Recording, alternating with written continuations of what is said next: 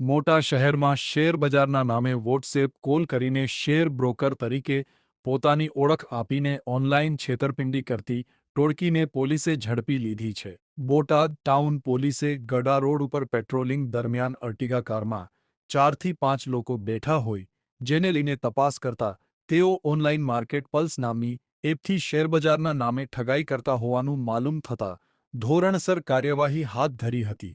પોલીસે સંજયજી દલજી ઠાકોર, વિપુલજી વિનુજી ઠાકોર, વિશાલજી સરદારજી ઠાકોર, રણજીતજી અરવિંદજી ઠાકોર અને કિરણજી ઉમેદજી ઠાકોર નામના 5 શખ્સોને ઝડપીને mobile phone, dummy SIM card અને 5 લાખ રૂપિયાની કાર સાથે ઝડપી બોટાદ એલસીબીને તપાસ સોંપી હતી.